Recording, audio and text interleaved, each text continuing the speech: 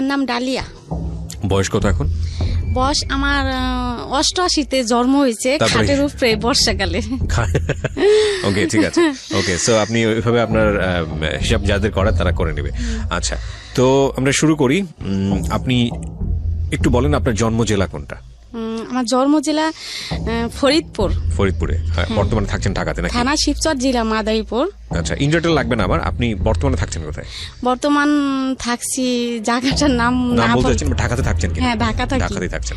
ঠিক আছে, তো শুরু করছি আমরা একেবারে ছোটবেলা থেকে, যেখান থেকে বলার আছে ব্যাকগ্রাউন্ড আমি একটু শুনতে চাই। আপনি ধারাবাহিকভাবে বলুন প্লিজ। আমার জীবনে 7 বছর থেকে আমার বেশিরভাগ অনেক কিছু মনে আছে। আচ্ছা, শুনি। এখানে একটু একটা কথা বলেন এই প্রিয় শ্রোতা, ওনার কোলে ওনার একটা বাচ্চা আছেন 2 বছর 3 মাস বয়স। ওর নাম কি? হাবিব। এবং ও বুঝতেই পারছেন যে ওনাকে রেখে আসা সম্ভব হয়নি, সুতরাং কিছুটা সাউন্ড ঢুকে যেতে পারে ওখানে বাচ্চাদের, যেটা হয় আপনারা হয়তো সাউন্ড শুনতেও পাচ্ছেন ও কিছুটা দুষ্টুমি করলে। সো আপনারা একটু মাইন্ডসেটটা রাখবেন এভাবে আর কি। ঠিক আছে, বলেন। হ্যাঁ, তো আমার 7 বছর থেকে আমার মনে আছে, আমার মা বয়স হওয়ার আগেই আমার মারে বিয়ে দিছে আমার আব্বার কাছে। আচ্ছা, তা বিয়ে দেওয়ার পরে বিয়ের পরে আর কি আমার মেয়েদের যেটা হয়, বড় হয় মেয়েরা, ওইটা হয়েছে আমার আম্মার। আচ্ছা, পরে হওয়ার পরে আমার দাদি কদুর ফুল অনেক আগেকার কথা, কদুর ফুল আর কি যেন একটা মুসাই করে কাগজে বাইন্দা আমার নানির কাছে পাঠাইছে। মানে আমার মা বড় হয়েছে এই কারণে। তো আমার মা বড় হয়েছে, তারপরে আমার বড় ভাই হয়েছে, তারপরে 5 বছর পর আমি হয়েছি। আমি হয়েছি পরে আমার ফুফুরা দাদিরা অনেক খুশি। আমি হওয়ার পরে আমার ভালোই খুব আদর করতো। মানে প্রথম সন্তানই আপনি ছিলেন? আমার ভাই বড়, তারপরে আমি। আচ্ছা, ওকে, হ্যাঁ। আমি হওয়ার পরে আমি মানে যখন 5-7 বছর, তখন থেকে আমি মানে খুব বিয়াদ্দপ ছিলাম, দুষ্ট ছিলেন। আমার মার কথা শুনি নেই, বাবার কথা শুনি নেই, কারোর কথাই শুনি নেই। আমার ইচ্ছা মতোই আমি চলছি সারা জীবন। তো চলার পর থেকে তারপর আমার আম্মা মানুষের বাড়ির কাজই করছে। তারপরে করার পর থেকে আমরা 3টা বোন হলাম। আমার ছোট ভাই হলো। বাবা কি করতেন? আমার বাবা কৃষি কাজ করতো। আচ্ছা, আমার বাবার বাড়ি নদীতে ভেঙে গেছে, সদরপুর আট্টশির ওইখানেই ছিল। তো নদীতে ভেঙে যাওয়ার পরে আমার বাবা মানুষের বাড়িতেই থাকছে। তো আমার বাবা নানির বাড়িতে থাকতো। এর মধ্যে আমার বাবার ফুফুরা খুব বড় লোক। আচ্ছা, আমার বাবার ফুফুর কেমনি দিন সন্ধান পাইছে, তো আমার দাদি বলতেছে, আমার বাবার ফুফু আমার দাদি বলতেছে, রাজ্জাক তুই কষ্ট করবি কেন, পোলাপান নিয়ে টি আমার বাড়িতে আয়, কাম কাজ করবি, তোর বউ কাম কাজ করবো, তোরা খাবি টাবি। তো আমার আব্বা আমাকে নিয়ে, আমার ভাইরে নিয়ে, আমার মারে নিয়ে আমার দাদি বাড়ি আসলো। আমার নানি বাড়ির থেকে মনে করছে শ্বশুর বাড়ি থাকারছে ফুফু বাড়ি থাকি। তারপরে আসলো, আসার পরে আমার দাদি খুব কিপটা ছিল। আচ্ছা, আমার ওই দাদির একটা ছেলে ছিল, ছেলে মারা গেছে গলায় রশি দিয়া। ওই ছেলের 2টা ছেলে আর আমার কাকি আর আমার দাদি, আর অনেক সম্পদ তার, করার লোক নাই, দেখাশোনার করার লোক নাই। তো আমার বাবার আনলো, আমার বাবা সকালবেলা গরু টরু বের করতো, চকে টকেও যাইতো, কামলার ভাত টাত নিয়ে যাইতো। আমার আব্বা অনেক পরিশ্রম করতো। আমার বড় ভাইটা যে, ওই ভাই একটা ভাই ছিল তখন, আমার ছোট ভাই হয় নাই, 3টা বোন ছিলাম আর একটা ভাই ছিল আমার বড় ভাই। আমার ভাইরে আমার মামা 2টা মামা মানে মাথায় করে পালতো। আর আমার আব্বা আমার মা সবাই আদর করতো। একটা ছেলে কোনো কাজ কাম করায় নাই, আর টাকা পয়সার জন্য স্কুলেও পাঠায় নাই তারে, এমনি খুব আদর করতো। আমার ওই দাদি আমার ওই ভাইরে দেখতে পারতো না, কইতো কি যে তোর ছেলে রাস্তায় ঘুরে, এহেনে ওহেনে ঘুরে, কাজ কাম করে না। তো আমার মা আমার হে কাকিরে বলে একদিন যে, বিল্লালের মা, তোমার আমার ফুপা শাশুড়ি যে কথাটা বলে এগুলা কি ঠিক বলে? আমার ছেলে আমারটা খায়, আর আমার তো তোমরা সবাই খাওন দাও না, আমি তোমার কাজ করি ধান। মানে আমার আম্মা অনেক গুণ ছিল ভাইয়া, আমার মা খুব সুন্দর ছিল, আমি এসে আমার বাবার মতো কালো না, আমার আম্মা অনেক সুন্দর। আমার দাদির ঘর টর লেপতো, ধান টান মাটি কাটা, আমার আম্মা সারাদিন কাজ করতো। মানে আমার আম্মা মাটির মানুষ, সবার মার প্রশংসায় সবাই করে, কিন্তু এর ভিতরে ভালো মন্দ আছে। তো আমার আম্মা এত কাজ করতো, কাজ করার পরে আমার আম্মার খাউনটাই দিত। ওই খাউনটা আম করে ভাগ করে দিত। আর আমার আব্বা যে কাজ করতো ওই টাকা দিত, ওই থেকে আমার আব্বা বাজার টাজার করতো, ওই থেকে টুকটাক আমরা চলছি। চলার পরে আমার ওই ভাইটা স্কুলে পাঠায় নাই, তারপর আমার মা স্কুলে পাঠাইতো। তো আমার ভাই এখান দিয়ে কি করছে, ওই যে মানুষের ঘরে ঘুমাইতো যে বন্ধু বান্ধব, তো ওরা পড়ালেখা করতো। আমার ভাই আর কি ওই দেখতো ক খ সরে উ সরে এগুলা দেখতো। আমার ভাইয়ের জ্ঞান বুদ্ধি আর কি খুবই ভালো, আমার বড় ভাই। ওই দেখে মানে ওই ক খ যে কানে শুনছে এগুলা আর কি খেয়াল রাখছে, মাটির উপরে লেখতো। মাটির উপরে লেখার পরে আস্তে আস্তে ওই যে বানামও শিখছে, সবই শিখছে, কিন্তু ইংলিশ এগুলা শিখে নাই। তো হঠাৎ করে আমার ওই দাদি রাগ করতো, কষ্টের অভাবের সংসার। আমার ভাই কি করলো, আমার ওই দাদির ছাগল চকের থেকে না কই আমার ভাই নিয়ে গেল, নিয়ে বেইসা ঢাকা এসে বললো। এখন তো আমার দাদি আমার বাবার সাথে আমার আম্মার সাথে সবার সাথে চিল্লাফাল্লা করতেছে। পরে ছাগল নিয়ে আইসা নারায়ণগঞ্জ সোয়েটার ফ্যাক্টরিতে, কাটিগঞ্জ সোয়েটার ফ্যাক্টরিতে চাকরি করছে। আমার মামা, আমার দুইটা মামা, আর আমার আম্মা একাই। আচ্ছা, এখান থেকে আমার ওই মামা, আমার ছোট মামা যে আমার দুই মামা, আমার বড় মামা বিয়ে করে নাই, এর মধ্যে আমার ছোট মামা প্রেম করছে। প্রেম করার পরে প্রেম করে বিয়ে করছে। এখন আমার বড় মামা তো এগুলা পছন্দ করে না।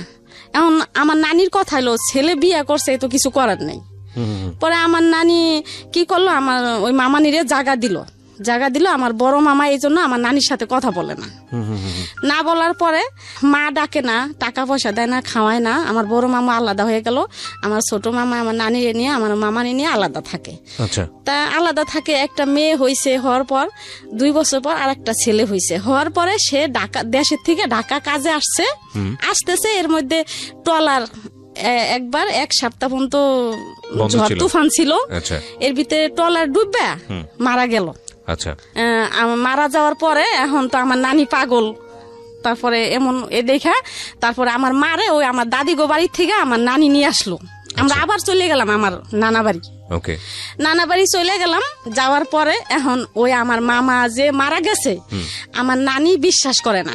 আমার নানি মানে পাগলের মতো হয়ে গেছে যে আমার ছেলে, আমার কামাল মরতে পারে না, আমার কামাল আছে, আমার কামাল মরে নাই। তো এরকম করতেছে খুব করতেছে। ওই আমার বড় মামায় আর আমার নানিরে ডাকে না, মা বলে না। না বলনে দেশের মানুষ সবাই আলোচনা করে যে জামাল নামাজ পড়ে, রোজা করে, অথচ মারে ডাকে না, এগুলা তো তুমি ভালো করো না। কিন্তু কারোর কথা সে মাথায় নিত না। না নেওয়া একদিন বিচারে বসলো, মানুষই আমার মামারে সাজা দিব, মা কেন ডাকে না, এত কষ্ট করে পালছে। উঠানের ভিতরে আমার মামারে মাথায় কয় মন যেন বুঝা দিয়ে আমার মামারে ঘুরাইবো উঠানের ভিতরে। তো ঘুরাইবো, তো আমার নানি যখন করছে ঘুরাইবো, সাজাটা দিব, তখন আমার নানি সব চেয়ারম্যান মেম্বার সবাই হাতে পায়ে জড়াই ধরলো, হ্যাঁ আমার মামারে যেন সাজা না দেয়। ঠিক আছে, আমার মা ডাকতে হইব না, আমার টাকা পয়সা দিতে হইব না, আমার ছেলেরা সাজা দিবেন না আপনারা। মানুষের কথা মতো আমার মামা, বড় মামা এখন আস্তে আস্তে ঠিক হইলো। তারপর গাছে তাবিজ রেখে আমার নানিরে বাসায় রাখলো, বাড়িতে রাখলো। তো আমরা ওই বাড়িতেই থাকলাম। বাড়িতে থাকার পরে এখন আমি তো একটু বড় হয়েছি, 10-11 বছর হয়েছে। এখন আমার ভাই ঢাকা থাকে। এখন আমার ভাই গেলেই আমার নানি সবাই বিচার দেয় আমার ভাইয়ের কাছে, যে তোর বোন এরকম ওই রকম, মাইসের গাছে উঠে, অমুকের গাছে যায়, অমুকের গাছে যায়, অমুকের বাড়িতে যায়, অমুকের বাড়িতে চাকা ফিকে, ইটের চাকা ফিতে অমুকের ভাতের মধ্যে পড়ে। তো এই কথা বললো। আমার ভাই কি করলো, আমার ঢাকা নিয়ে আসলো। বা আমি মানুষের বাসায় খাই, বাসা থাকে, আমার বোনের নিয়ে আমি ঢাকা ভাড়া থাকুম। ঢাকা নিয়ে আসলো। তো আমি আসলাম। ঢাকা আসার পরে আমার ভাইয়ের সাথে চাকরি করতো একটা ছেলে কামাল। তারপরে ও আমারে দেখা পছন্দ করলো। কত বছর বয়সে ঢাকায় আসলেন? হ্যাঁ, কত বছর? তখন 11 বছর।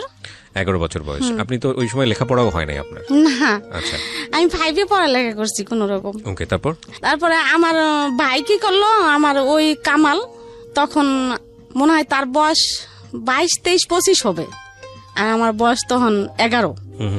তো এরকম করতে করতে 1 বছর গেল। পরে 1 বছরের মধ্যে আমার ভাই তার সাথে বিয়ে দিয়ে দিল। আচ্ছা, পরে আমি আমাদের বাড়িতে গেলাম। তারপরে আমগো ওইখান থেকে আমারে বরিশাল নিয়ে গেল। আমার ছোট বোন, আমি, আর আমার মামা শ্বশুর, আমার চাচতো ভাসুর, আর ওই কামাল আমার হাজবেন্ড। বরিশাল গেলাম। বরিশাল যাইতে লঞ্চ পাইনি। ছোট বরিশাল থেকে আবার লঞ্চে যাইতে হয় ওদের বাড়িতে। পরে লঞ্চ পাই নেই। পরে ওইখানে থাকলাম রাত্রে। সকালবেলা লঞ্চ পামো। এখন পুলিশে ধরলো সবাইরে। আচ্ছা সবাই পুলিশে ধরলো, আমি ছোট, আমার কোথার থেকে যেন নিয়ে গেছে তারা, এই জন্য হ্যাঁ সবাই পুলিশে ধরলো, ওই কামালরে পুলিশে ধরলো। ধরার পরে অনেক হইলো, গ্যাঞ্জাম হইলো। হওয়ার পরে আমার ছোট বোনের কাছে নিয়ে আলাদা হয়ে গেল, জিজ্ঞেস করলো যে কি ব্যাপার, তুমি করে কই থেকে আনছে, কি আশায় বিষয়। পরে আমার ছোট বোন কইলো না, আমার বোনেরে বিয়ে দিছে, আমরাই বিয়ে দিছি, এই জন্য তারা আনছে। তো কি করলো, তারা ছাইরা দিল, আমার দেশে নিয়ে গেল। দেশে নেওয়ার পরে আমি অনেক দিন থাকলাম দেশে। তারপরে আমার বড় ছেলে পেটে আসলো, 13 বছর তখন। আমার বড় ছেলে পেটে আসলো, পেটে আসার পরে আমার আবার ঢাকা নিয়ে আসলো আমার হাজবেন্ড কামাল। আচ্ছা পরে আমগো বাড়িতে নিয়ে গেল, নিয়ে যে আমার বড় ছেলে হইলো। হওয়ার পরে কি করলো, ওই কামাল সুয়েটার ফ্যাক্টরিতে চাকরি করতেই থাকলো। এর ভিতরে আমার বড় ছেলে হওয়ার 40 দিন পর আবার আমার মেজো ছেলে পেটে আসলো ভাইয়া।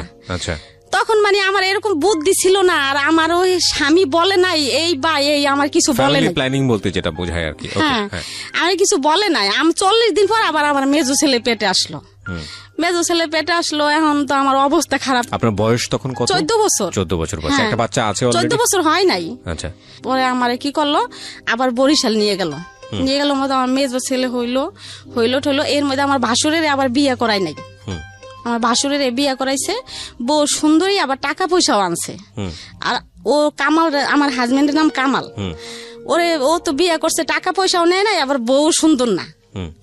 এই আবার ও মানে আলোচনা শুরু করলো বাড়ির ভিতরে, মানে আপনাকে নিয়ে আলোচনা হচ্ছে? হ্যাঁ, আমার শ্বশুর শাশুড়ি সবাই এই আলোচনা করলো। এর মধ্যে আর কি এখন মানে সংসারে অশান্তি ফিরা। আমার এই যে আমার বাচ্চারে ভাত বাইরে খাইতে দেয় না, আমার খুব মানে কষ্ট। আমি ছোট মানুষ, আমার মানে চারিদিক দিয়ে মানে এখন আমার খুবই অত্যাচার। আমি কাপড় তুপুর নদীতে ধুইতে আইতাম, ওই ছুতা দিয়ে আমি ঢাকা এসে পড়তাম।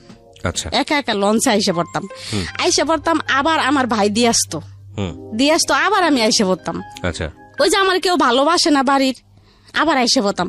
ওকে, যে বাসা ছিল পলাইয়া চিটাগাং চলে গেছে। আচ্ছা, আমার রাইখা চিটাগাং আমার ভাসুর থাকে, ওইখানে চলে গেছে। ওই ভাসুরের কাছে গেল। এখন আমার উপায় কি?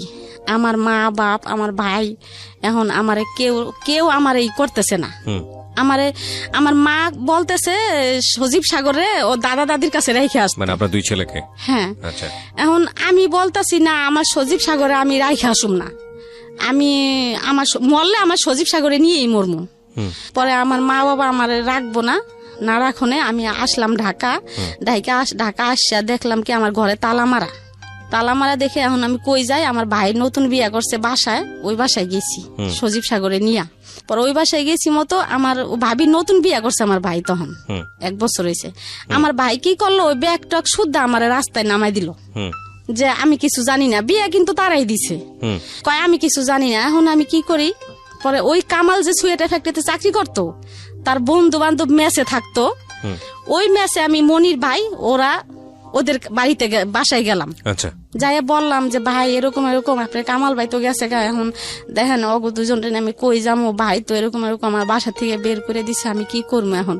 পরে ওরা আমার সন্ধ্যা হয়ে গেছে, ওই দিন আর কি করলো, আমার করলো আসেন ভাবি আমার বাসায় আসেন। পরে আমার নিয়ে গেল, তারা 4-5 জন মেসে থাকে, তারা এক রুমে ঘুমাইলো, 2 রুমের মানুষ এক রুমে ঘুমাইলো, আর আমার এক রুমে ঘুমাইতে দিল।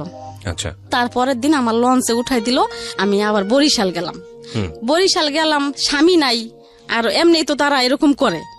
বললো আমার আর কেউ জায়গা দিল না দেও না, আমি বরিশাল থেকে আবার ঢাকা আসলাম, এই সজীব সাগরে নিয়া। ছোট 2জন, কেউ সুন্দর মতো হাঁটতে পারে না তখন। আইসা হরতাল, তখন আমি কি করলাম, রকেট আছে, লঞ্চও চলে না, রকেটে খুলনা গেলাম। আচ্ছা, ওই নদী দিয়ে রকেট চলে। খুলনা কেন গেলেন? খুলনা গেলাম হরতাল, তখন যশোর আমার নানির বোনের বাড়ি আছে, তারা খুব বড় লোক, ওইখানে যাবো আর কি। আচ্ছা, ওইখানে যাই সজীব সাগরে নিয়ে কাজ করবো, 2টা বাচ্চাকে নিয়ে। হ্যাঁ, স্বামী তখন কোথায় সেটা জানেন না? না, আমার তো কেউ জায়গা দিতেছে না। কামাল তখন কোথায় আপনি জানেন না? জানি না। ওকে, তো খুলনা গেলাম, রাত হয়ে গেল। তারপরে ওইখানে বাইদ্যে বেটিরা আছে, টঙে থাকে, ওই বেটির সাথে কথা বললাম মতো, ওই বেটিরা কয় কি বোন তুমি থাক। আসলে আমি যেদিকে গেছি আর সজীব সাগরে নিয়ে সবাই আমার আশ্রয় দিত। পরে সকালবেলা ট্রেনে উঠাই দিল, আমি যশোর গেলাম, যশোর থেকে সজীব সাগরে নিয়ে কাজ কাম করলাম, খাইলাম। খাওয়ার পরে আমার আর কি যাইতাম, আমার মন বসতো না যে আমি কি করলো আমারে ভালো লাগতো না আমার কোথাও। পরে ওইখানে থাকলাম, আবার আইসা পড়লাম, আবার বরিশাল গেলাম। বরিশাল গেলাম মতো, পরে আমার দেওরে কি করলো, আমার মাইরা পরে আমার লঞ্চে উঠাই দিল। আমার লঞ্চে উঠাই দিল, আমি কি করলাম, লঞ্চের থেকে আবার আমার চাচি শাশুড়িরা আছে, চাচতো দেওররা আছে, তারা আর কি আমার বুদ্ধি দিত যে ডালিয়া এরকম এরকম ভাবে চলবি, তুই যাবি না, কে যাবি, তুই বুঝা খাবি, তোর তো কোনো দোষ না, তুই ছোট মানুষ, তোর এরকম করবো কে, তোর তো হেরা দেখেই আনছে। পরে আমি এক ঘাটে থেকে উঠাই দিছি, আমি আর এক ঘাটে নামে পড়ছি। আচ্ছা, নামে পড়ছি, নামে বাইরে চেয়ারম্যান আছে মহিলা, ওদের বাড়িতে গেছি মতো ওই মহিলা আমারে নিয়ে গেছে ইসে বরিশাল কোর্টে। আচ্ছা, আমারে দিয়ে মামলা করাইব। এখন কেমনে কেমনে দিন হেরা জানছে যে ডালিয়া তো লঞ্চে ঢাকা যায় নাই, নাইমে গেছে। ওকে, এখন যাই না তো হেরা পাগল হয়ে গেছে। তারপরে তখন ওই কামালে পাগলা ইস করতো, ওই যে ট্রাকে হেল্পারি করতো। আচ্ছা, ওই চিটাগাং থেকে আবার পাগলা তার বোনের বাড়ি, আমার ননাসের বাড়ি আছে, বাসা আছে, আচ্ছা, ওইখানে আসছে। তাই ওর আব্বুরে লোকে দিয়া ফোন দিল যে এরকম এরকম এখন বুড়া কালে কি আমরা জেল খাটমু তোর লিগা, তোর বউ এরকম এরকম কোর্টে গেছে, মামলা করবো, এখন তোর বউ তুই বিয়া করছো, যেমনে হোক তোর বউ নিয়ে যা। পরে কামাল কি করলো, দেশে গেল, দেশে যাই আমারে নিয়ে আসলো। আচ্ছা, পাগলা নিয়ে আসলো। আমার নন্দেরা উপরে ঘর ভাড়া থাকে, আমার নিচে মাটি ভিজা ময়লা, ওর ভিতরে একটা ছনের একটা ঘরে আমার ভাড়া দিল। আচ্ছা, ভাড়া দিল, মাটিতে ঘুমাই সজীব সাগরে নিয়া। ও চিটাগাং এখানে ওখানে যায়, হেল্পারি করে, 4-5 দিন পর পর আসে। তাই আমার বাজারের টাকা দিয়ে যেত না, কোন রকম আর কি দিয়ে যেত। তা ও একদিন টাকা না দিয়ে জায়গা, পরে আমি সজীব রে কই কি তোর আব্বুর লগে যা, যাই টাকা নিয়ে বাজার আনতে ক, দিয়ে যাইতে ক। পরে এ কইলাম দেখে আমার ঘরের ভিতরে নিয়ে ভাইয়া আমার অনেক মারলো। তখন আমার সাহায্য ছেলেটা পেটে আমার অনেক মারলো, মাইরা আমি আমি আমি বেহুশ হয়ে গেলাম। ওই পর্যন্তই আমি জানি। তারপরে যখন আমি হুশ হইলাম, তখন পাশের ঘরে ছনির মা ছিল। ছনির মারে বললাম কি যে ভাবি আমি নিচে শোয়াকে, কি তোরে যে মাইরে টেরে গেল তুই জানোস না। পরে এই ওইলাম সজাগ হইলাম। হওয়ার পরে আবার সন্ধ্যার সময় দেখি কি হে কামালে আমার জন্য ওষুধ পাঠাইছে। ওই সজল ছেলে আমার, সজীব সাগরের পর সজল পেটে আসছে, ওই সজল নষ্ট করার জন্য ওষুধ পাঠাইছে, 2টা সিরাপ পাঠাইছে। না, দুলাল একটা নাম, একটা লোকের নাম দুলাল, ওই দুলালের কাছে। আচ্ছা, পরে পাঠাইছে। এখন আমি অনেক খুশি হয়েছি ভাইয়া ওষুধ 2টা দেখা। আমি মনে করছি আমার মারছে, এই জন্য বুঝে আমার ওষুধ 2টা কিনে দিছে, খুশি হয়েছি। এখন একজনের কাছে নিয়ে গেছি, কয় কি ভাবি এগুলা তো ওই যে বাচ্চা নষ্ট করার ওষুধ। পরে তারপর আমি খাইছি ভাইয়া, কি লিগা খাইছি যে আমার বাচ্চা তো দরকার নাই। আচ্ছা, এত কষ্ট আমি কেন বাচ্চা নিব, আর আমি কেমন যেন ছিলাম ভাই, আমি বুঝি নাই এগুলা। আচ্ছা, ঠিক আছে, আমার ওই সজলটা আমি ওষুধ খাইছি, তারপরও আমার সজলটা নষ্ট হয় নাই। না হওয়ার পরে এমনি আস্তে আস্তে আস্তে আস্তে আমার সজলটা কি করলো হইলো। তখন ওর আব্বু আর কি আস্তে আস্তে একটু ভালো হইতাছে। এখন আর কি ওই ট্রাকে যায় না, ডিউটিতে যায় না, এখন আর কি রিক্সা নিছে। পাগলার থেকে যাত্রাবাড়ি আসতো রিক্সা চালাইতে। তার ওই দুলাল ভাই ওরা সবাই রিক্সা চালাইতে আসছে। পরে একদিন ওই রিক্সা কি করছে, এক লোকের রিক্সায় উঠছে চোর। লোকটা বলতাছে কি ভাই আপনি যে আমার একটা তার কিনে না দিবেন, রশি। আচ্ছা, ঠিক আছে, তো সামহাও রিক্সা কি চুরি করছে? হ্যাঁ হ্যাঁ। আচ্ছা, তা রিক্সা যে লোকের রিক্সা চালাইতো ওই লোকের প্রতিদিন আর কি এত টাকা করে দিতে হইব, এই আর কি করছে। তা এখন রিক্সা ছাড়ে তো সে যাইতে পারে না অন্য কাজে, এখন রিক্সায় চালাইতে হইব। কি করলো, আমার পাগলার থেকে ওই আবার যাত্রাবাড়ি আমার বাসায় নিয়ে আসলো, মিরাজিবাগ, ওইখানে বাসা নিল। তা বাসা নিল, এরকম করতে করতে করতে করতে আমার আবার বাচ্চা পেটে রইলো। আচ্ছা, বাচ্চা পেটে রইলো, জমজ 2 বাচ্চা। আচ্ছা, ছেলে পেটে আসলো। যখন পেটে থাকলো তখন থেকে আমার হাত পাও খুব জ্বালা পোড়া করতো। 2টা বাচ্চা পেটে, এখন অনেক কষ্ট হয়েছে আমার। ওই বাচ্চা 2টা সিজারে হইলো, 2টা বাচ্চা হয়েছে 2.5 কেজি। এই বাচ্চা 2টা আমি অনেক কষ্ট করে বাইয়ে পালছি। পালার পরে ওই বাচ্চা 2টা বড় হইলো। তারপরে আস্তে আস্তে আর কি একটু কামাল একটু ভালোর দিকে আইতাছে। 3 বাচ্চা তখন আপনার? 5টা, সজীব সাগর সজল আর সাজ্জাদ শাহাদাতে জমজ।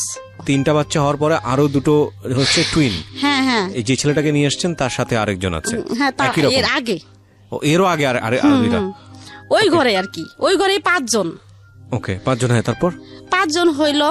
হওয়ার পরে আপনি তখন বয়স কত সব মিলায়? আমার বয়স মনে হয় তখন 21-22। 21-22 বছরের একটা মানুষ, তার 5টা ছেলে, 5টাই তো ছেলে, 5টাই ছেলে, এবং তার জামাই হচ্ছে রিক্সা চালক। তো সব মিলিয়ে একটা সংসার কতটা স্ট্রাগল হয় এটা বুঝে নেওয়ার বিষয় আছে। হ্যাঁ, বলেন। তারপর এই কামাল কি করতো, 5টা সন্তান যেহেতু, আমার তো কাজ করতে হবে নাকি, তো সে কাজ না করে কি করতো ভাইয়া, সকালে বসতো জুয়া খেলতে, আর রাত্রে হয়তো কারোর কাছ থেকে 1 কেজি চাল বা ডাল, ডিম এগুলা নিয়ে আসতো। এগুলো আনতো, তারপর আমি রান্না করে খাওয়াইতাম। মানে আমার স্বামীর আমি ভালোবাসতাম, সেও আমার ভালোবাসতো। সে আমার যত যাই করছে, আমি কিন্তু তারে ছাইরা যাইনি। তো যাই হোক, সাজা শাহাদাতের যখন 3 বছর বয়স, তখন আমি বলতাছি কি যে আমি বিদেশ যামুগা, আমার ভালো লাগে না এত কষ্ট। মানে তখন আস্তে আস্তে লাগে যে আমি বড় হইতাছি ভাইয়া। তখন আমি কই আমি বিদেশ যামুগা, কামাল রে বললাম আমি থাকুম না বাংলাদেশে, আমি বিদেশ যাই টাকা পয়সা কামাই করুম, আমিও ভালো থাকুম, আমার সন্তানেরাও ভালো থাকবো।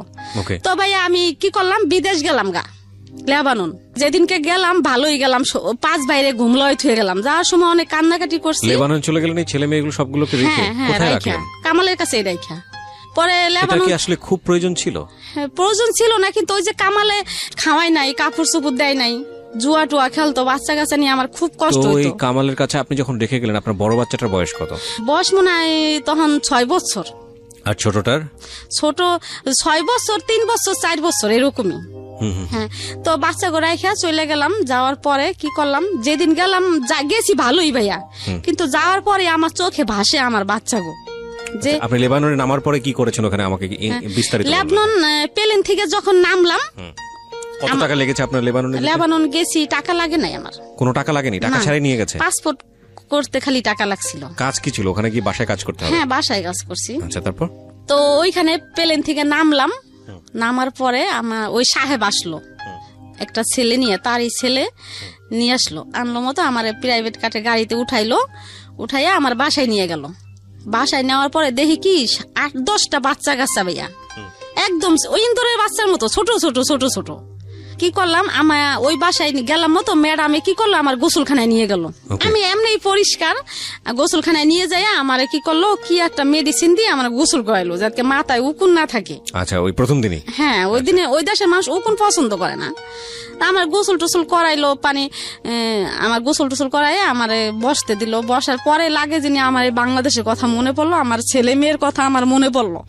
আমার মনে হইতেছে যে আমি এখনই জায়গা, আমার আর ভালো লাগতেছে না। আমার যদি 6 মাসের রাস্তা হইতো ভাই, আমি পলাই আইসে পড়তাম, কিন্তু হাঁটার রাস্তা তো না, আসার মতো কোনো। যাওয়ার পর আপনার খুব খারাপ লাগছে? যাওয়ার পর আমার চোখে ভাসতেছে যে সজীব সাগর, ওরা ওগো চেহারা, ওরা আমার জন্য কানবো, সাজ্জা সাহায্যে ঘুমলয় থুয়েলাম, এখন ওরা কেয়ারে মা ডাকবো।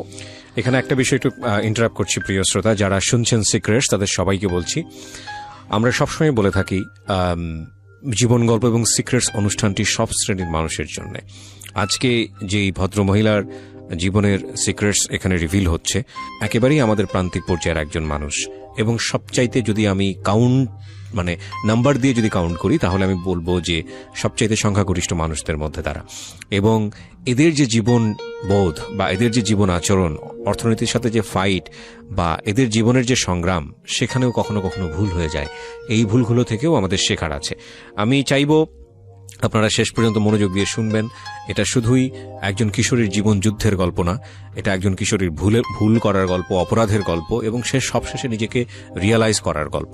এবং আশা করছি এখান থেকে আপনারা কিছু না কিছু শিখতে পারবেন।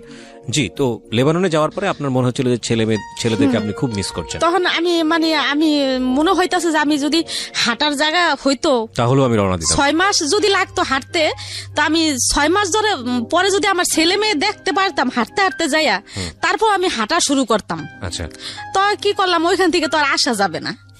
তো আমার রাত্রে আর কাটলো না, রাত্রে এরকম বসেই রইলাম বারিন্দায়। তো সবাই তো ঘুমাইতেছে, সকালবেলা ভোরে উঠছি, উঠে আমি পাগলের মতো করতেছি। আচ্ছা, সাহেব ম্যাডামরে ডাকতেছি, ম্যাডামরা তো তখন ঘুমাইবো, আমি ভোর 6টা বাজে যে ডাকা শুরু করছি যে আমারে দিয়ে আসেন, আমি থাকুম না। তারা তো আমার ভাষা বুঝে না।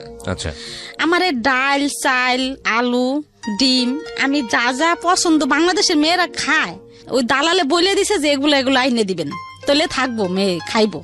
বিদেশ মানুষে খারাপ বলে, আসলে কিন্তু ভালো খারাপ সবই আছে, সব জায়গাতেই আছে। হ্যাঁ, ভালো খারাপ নিজের ভিতরে। আপনি একটু আমাকে বলেন তো, যেই বাড়িতে আপনাকে রাখা হলো ওই বাড়ির মুনি বা বাড়ির লোকজন কতজন, কি করতো ওরা, একটু আইডিয়া দেন তো আমাকে। ওই বাড়ির যে মালিক হ্যাঁ, পুরুষ, সে 5 ওয়াক্ত নামাজ পড়তো। আচ্ছা, না সেটা খুবই ঠিক আছে, ভদ্র। খুবই ভদ্র, কিন্তু ওখানে মহিলা আর কেউ না, আর ছেলে বাচ্চা মেয়ে কেউ কাচ্চা। ছিল নাই? না, ছোট ছোট ছেলে মেয়েরা। কয়জন ছিল? প্রায় 7-8 জন। আচ্ছা, বাড়ির সম্পর্কে যদি একটু বলেন, কত বড় বাড়ির বাড়ি? সম্পর্ক খুব বড়, মানে 8-10টা রুম। আচ্ছা, আর গোসলখানা অনেক বড়, 2-3টা গোসলখানাই খুব বড় বড়। আপনার মতোই একজন ছিল ওখানে, আর নাকি আরো? আমি বাংলাদেশ একাই। আপনি একাই হ্যাঁ, ছিলেন? আমার একাই নিছি। আপনার সব কাজ করতে হতো ওখানে? হ্যাঁ, হ্যাঁ। রান্না বান্নাও করতে আমি হতো? তো কাজ করিই নেই ভাইয়া। কয়দিন আমি ছিলেন যেমন ওখানে? আজকে রাত্রে গেছি, হ্যাঁ। সকালবেলায় আমি বলতাছি আমি থাকুম না, আমি যাবো বাংলাদেশে, আমি থাকুম না। পরে ম্যাডামরা ডাকতাছি, ম্যাডাম কয় তুই চুপ থাক পরে। কি করলো, আমার এরকম ভাবে আমি বারিন্দায় বসে দেখতাছি কোন জায়গা দিয়ে নামা যায়। মানে আপনি ঘর থেকে নেমে বের হয়ে হ্যাঁ, যাবেন? 3 তলায়। আচ্ছা, কোন জায়গা দিয়ে নামার, মানে আমি নামার চেষ্টা করতেছি, মানে কোন হান দিয়ে পাইপ বাইয়ে নামমু, বা কোন জায়গা দিয়ে ছেঁচড়াইতে নামমু, কোন বারিন্দা দিয়ে, মানে এরকম মানে করতেছি, চিন্তা ভাবনা করতেছি। আমার আর ভালো লাগতেছে না, আমি আইসে বড় ওগুলা করতো। পরে আমার ওইখানে নিয়ে গেল, রক্ত নিল, ওখানে বড় বড় উঁচা সাহেবেরা ভাইয়া। জি। আমি কানতেছি দেখা আমারে মানে মারতে যাইতাছে, যে আইসোস কে তুলে বিদেশে, হ্যাঁ গো কথা হয়েছে এইটা, আচ্ছা, এত টাকা দিয়ে তোরা এত করে আনছি, আইসোস কে, মানে ঠিকই তো বলতেছে আমারে, মানে খুব হুমকি ধুমকি দিতেছে। তারপরে এগুলো বললো পর মতো আমার আবার বাসায় নিয়ে গেল ওই সাহেবে বাসায় নিয়ে যাওয়ার পরে এখন আমার আর ভালো লাগে না। এখন বিকেল হয়েছে 3-4 বাজে, এখন ম্যাডাম কি করতেছে, নামাজ পড়তেছে, আর সাহেবে মনে হয় কোথায় গেছে, আচ্ছা। তার ছেলে নিচে সাইকেল চালাইতে নামছে। ওকে। এখন আমার কথা হলো কি, আমি বালতিতে পানি নিয়ে তেনা নিছি, বড় একটা তেনা নিছি, যে ঘর পুষতে পুষতে গেটের সামনে যাবো। ওকে। আর দরজাগুলা ধাক্কা দিলে কর কর করে উড়ে ভাইয়া, আচ্ছা। দামি বড় বড় দরজা। তাই এরকম করবো, যদি তারা দেখে ফেলে যে আমি বের হইতেছি, তাহলে কমো যে না আমি তো বুঝি নাই, আমি ঘর মুছতেছি।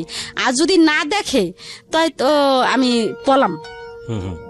আমি কি করলাম, দেখে নাই, না দেখেন আমি লিফট দিয়ে নামি নেই, সিঁড়ি দিয়া এমন দৌড় দিছি ভাইয়া, জুতাও রাখিনি পাই।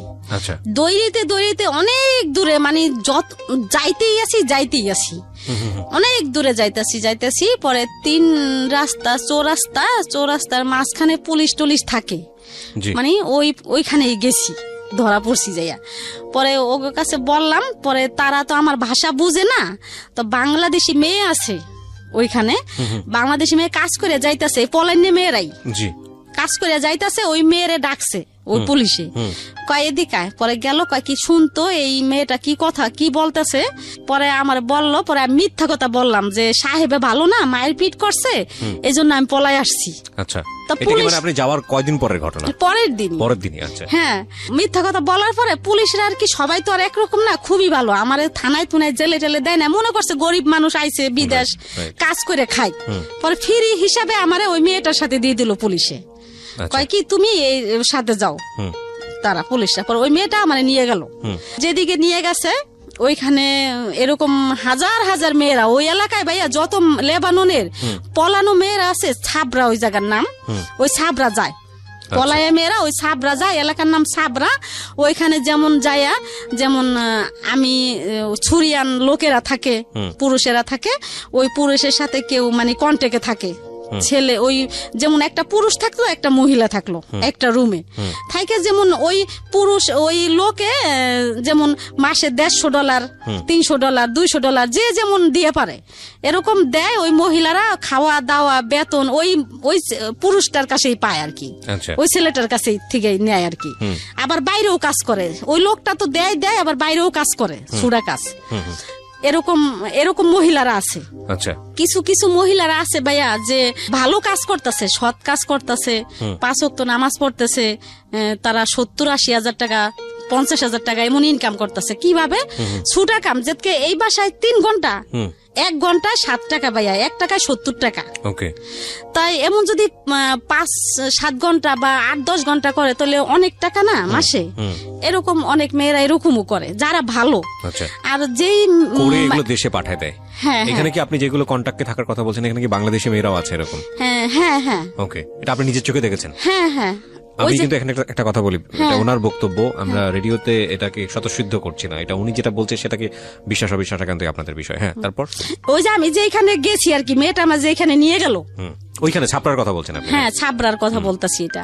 তা ওই কিছু কিছু মহিলারা বহিদেও কাজ করে, কিছু কিছু মহিলারা অবহিত কাজ করে। তাই যারা বহিদ কাজ করে তারা তো মাসে 1.5 লাখ 2 লাখ ইনকাম করে, আর যারা ভালো কাজ করে হেরাও 70-80 হাজার 1 লাখ টাকা কাম করে ভাইয়া।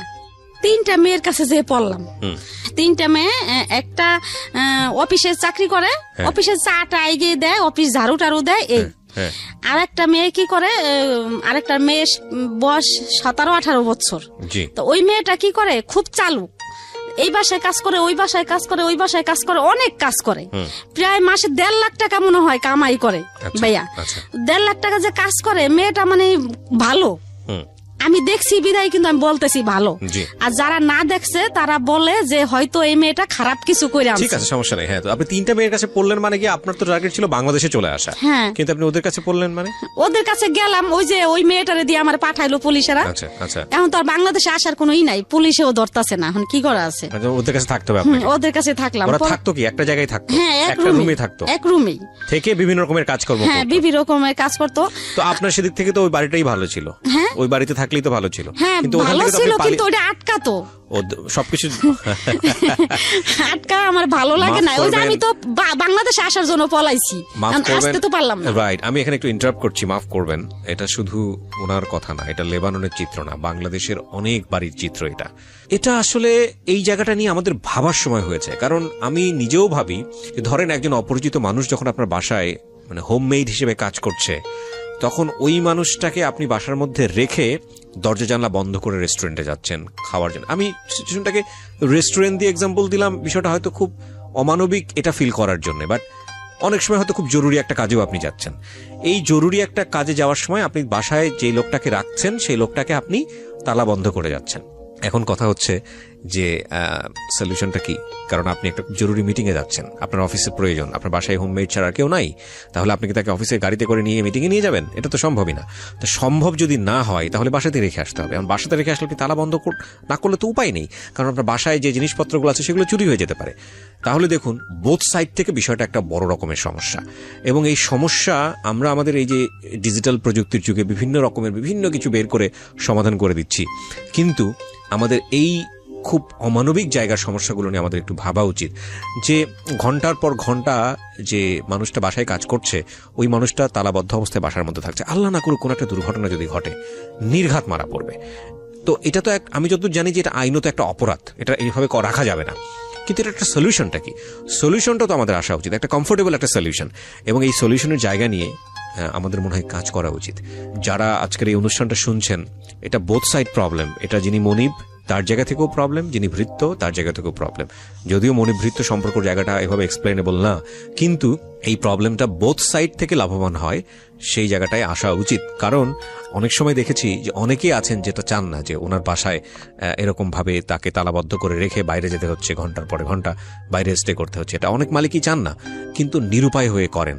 এই নিরুপায় হন কারণ কোনো অল্টারনেটিভ সলিউশন নাই। আমাদের এই অল্টারনেটিভ সলিউশনের জায়গাটা একটু ভাবা উচিত, এবং আমি মনে করি যে কেউ যদি এই জায়গাটায় কোনো একটা কন্ট্রিবিউশন রাখতে পারেন, একটা বেটার সলিউশন আসতে পারেন, তিনি অসাধারণ একটি কাজ করবেন, অসাধারণ একটা কাজ করবেন।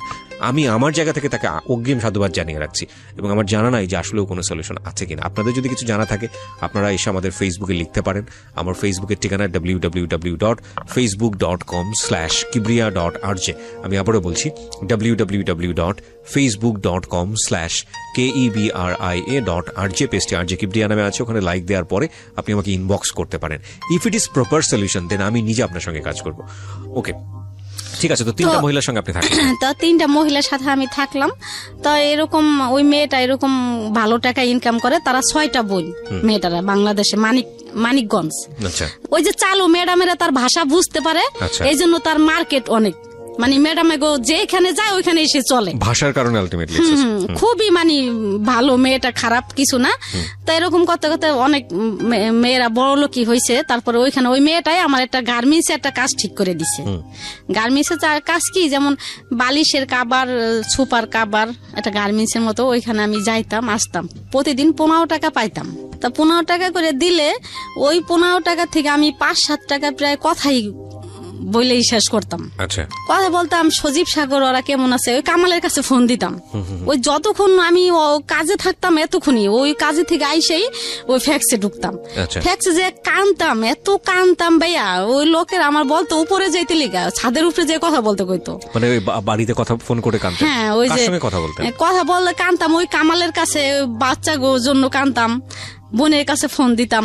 বাচ্চারা ছিল ওই সময় কার কাছে? ওই কামালের কাছেই ছিল। তো কিভাবে বাচ্চা দেখতো? ছেলে মানুষ রান্না বান্না করে থুয়া সে কোথাও যাইতো টাইতো। আর ওরা কি সারাদিন বাড়ি? হ্যাঁ, ওরাই খাওয়া দাওয়া করতো। ও মাই গড। ঢাকাতে থাকতো তখন ওরা? ঢাকাতে থাকতো নাকি? হ্যাঁ, ঢাকাতেই। চিন্তা করে দেখেন অবস্থা। তো তারপর কি করতাম, এরকম ফোন করতাম, অনেক ফোন করতাম, করতে করতে করতে করতে তো একদিন কামালে ফোন দিছি, তখন আমার বিদেশ যাওয়ার 1 মাস বয়স। যে বলতেছি কি, আপনি কই? কয় আমি ফরিদপুর যাইতেছি। আমি কই কে? কয় কি আমার বলে পেটে ব্যথা, আমার মা সুস্থ রেখে গেছিলাম আমি। আর আমার মা রাজি ছিল না আমি বিদেশ গেছি, আমার নানি আমার মা রাজি ছিল না। আর আমি বিদেশ যাওয়ার পরে আমার মায়ের সাথে রাগ খুব, আমার মায়ের সাথে ফোনে কথা বলিনি। কামালে বলতাছে কি আমার বলে পেটে ব্যথা, আমি দেশে যেতেছি। আচ্ছা, আমার আম্মা মারা গেছে। লেবাননে কতদিন হচ্ছে আপনার ওই সময়টাতে? তখন 1 মাস। চিন্তা করে দেখুন, 5টা ছেলে মেয়ে রেখে গেছে সে, এবং ওই সময়টাতে তার মা মারা গেল, বাবাও তো নাই, সবকিছু মিলে একটা অদ্ভুত রকমের কষ্টদায়ক জীবন। ওকে, বলেন তারপর।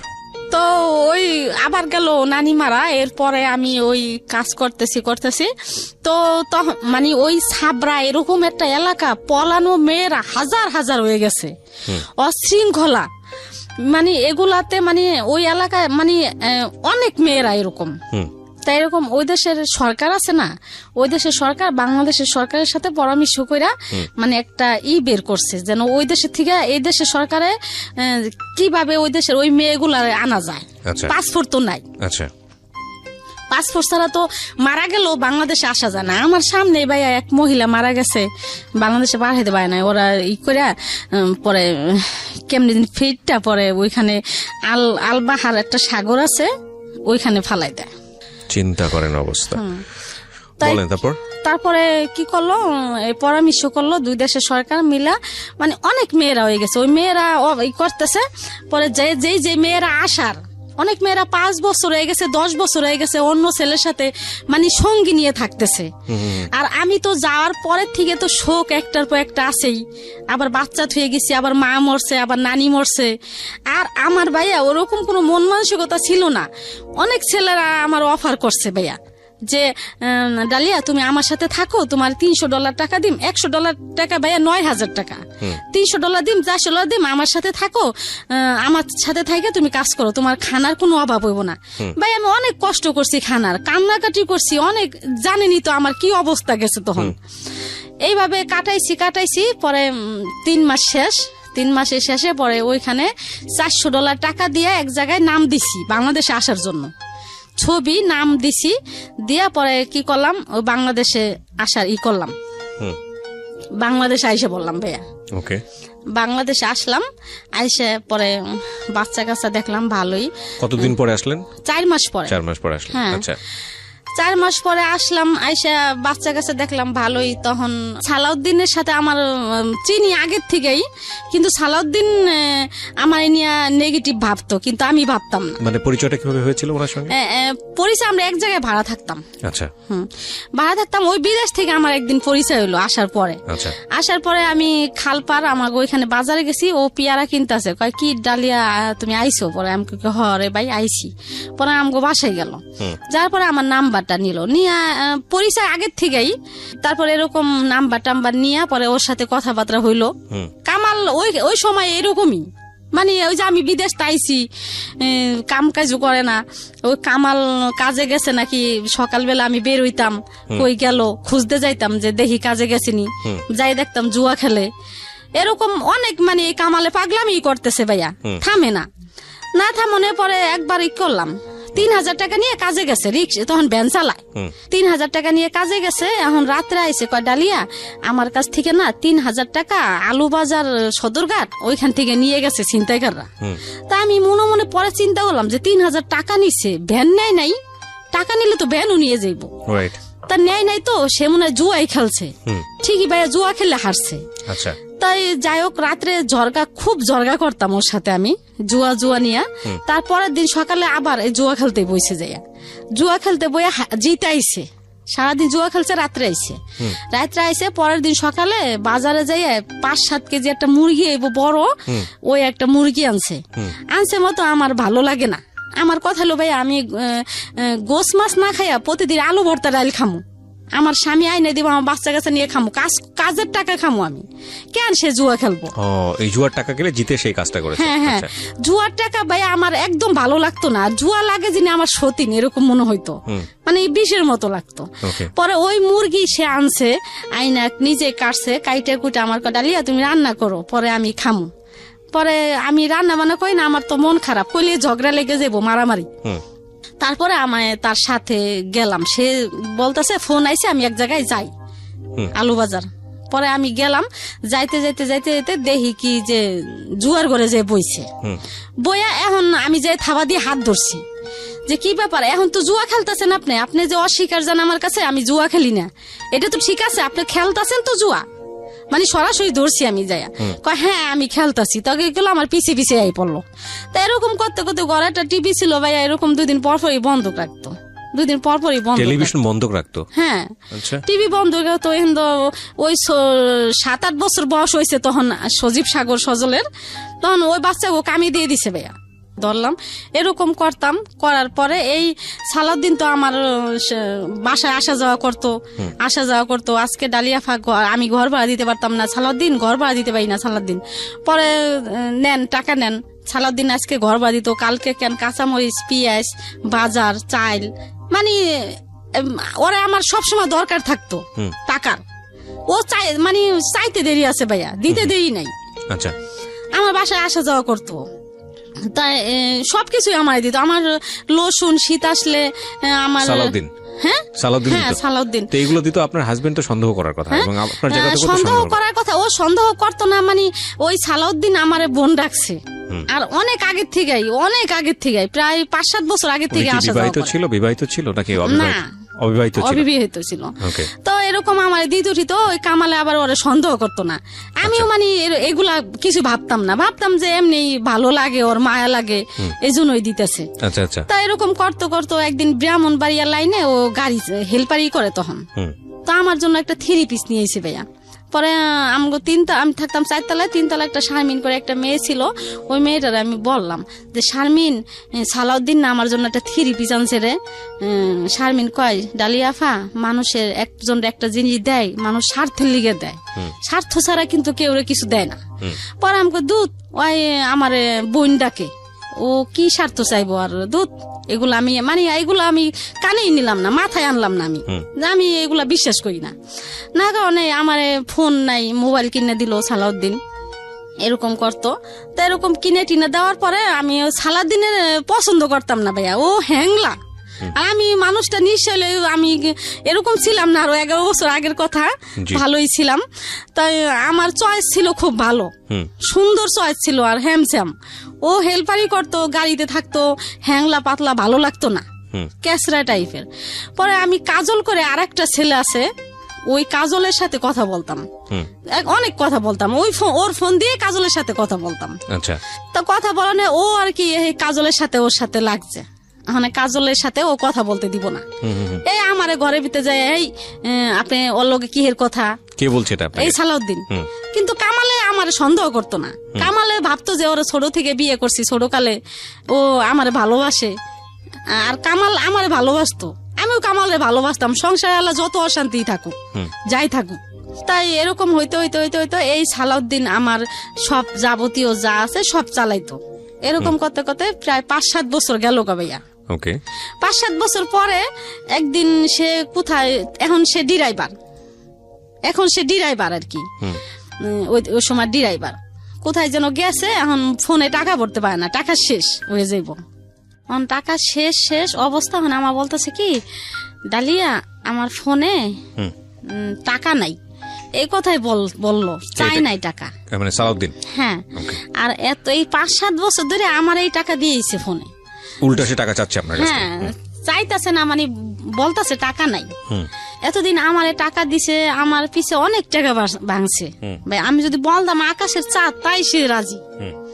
আর হিন্দি আমারও অভাব ছিল, বলতে কি ছেলে মেয়ে ছোট ছোট ছিল, আর সে ছেলে মেয়ের প্রতি কোনো করে নাই, খেয়াল করে নাই। মানে আলটিমেটলি আপনি আপনার হাজবেন্ডের কাছ থেকে যেটা প্রত্যাশা করছেন সেটা আপনি পাননি, যে কারণেই আপনার সালাউদ্দিনের প্রতি একটু হলেও অন্যরকম একটা কনসেন্ট্রেশন গ্রো করেছে। টাকা পয়সা সবকিছুই। তারপর এই সালাউদ্দিন বলতাছে আমার তখন মোবাইলে, পর্যন্ত আপনাদের সম্পর্কটা ভাই বোনের সম্পর্ক। হ্যাঁ হ্যাঁ, ওকে, তারপর কিন্তু সালাউদ্দিন মানে ও আস্তে আস্তে আইতেছি আর কি, আচ্ছা, আস্তে আস্তে আর কি খারাপ দিকে আইতেছি আর কি। আমি এখন ওই যে টাকা দিলাম বলতেছে যে, তখন থেকে আস্তে আস্তে আস্তে আস্তে তখন থেকে ওর প্রতি আমি দুর্বল হয়ে গেলাম। তাই বলতেছে টাকা নাই আমার মোবাইলে, ডালিয়া টাকা তো ভরতে পারতেছি না, কেমনে কথা কম। তা আমি আবারও ডাক্তার দোকানে গেলাম, ডাক্তার দোকানে যাই পরে 50টা টাকা দিলাম। এই প্রথম টাকা পেয়ে শীতের দিন ও নাচানাচি শুরু করছে গাড়িতে, যে এত বছর পরে আমি আজকে আমার ভালোবাসা সার্থক হইল। এত বছর ডালিয়া আমার সাথে ভালোভাবে একটু কথাও কয় নাই, আজকে আস্তে আস্তে এখন ডালিয়া আজকে আমার মোবাইলে টাকাও দিল বলতেছে আর কি। তাই এই এরকম হইতে হইতে হইতে হইতে এখন ও আমারে খালি বলতো যে তুমি যদি আমার বউ হইতা, তুমি এরকম সব দিকেই ভালো, আমি সুখে যে সাজাই রাখতাম, এরকম ভাবে রাখতাম, ওইরকম ভাবে রাখতাম, এগুলো বলতো আর কি। হ্যাঁ, এগুলা বলতো আমারে ফোন দিয়া। আবার আমি এরকম বলতো। পরে একদিনকে আমারে অফার করছে, আমার বিয়ের অফার। পরে আমি বললাম কি যে, সালাউদ্দিন তুমি তো বিয়ে করো নাই, আর আমার তো 5টা বাচ্চা কাচ্চা, এগুলা তো হয় না, তোমার মা বাবা তো এগুলা মাইনিয়ে নিব না। কয় সমস্যা কি, আমরা 5-6টা ভাই, 5-6টা ভাইয়ের মধ্যে নাইলে আমি করলাম, আর এরকম কত হইতাছে। তো এগুলা বলার পরে তখনও মানে আমি এতই না।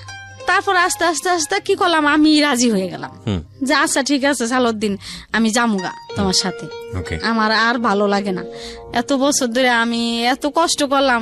আর কামাল রে আমি সব সময় একটা কথাই বলতাম যে, দেখেন আপনি এমন করেন, আমি রাগও করি না, আমি রাগ করে কোথাও যাইও না, পোলাপান থুয়া অন্য সমস্ত মায়েরা হইলে রাগ করে যাইতো গা, হ্যান তেন, আমি মারেন কাটেন বকাবকি বাজার দেন না দেন, আমি কোথাও যাই না, আমি একদিন যামু, মানে এটা আমার মুখের বুলি ছিল।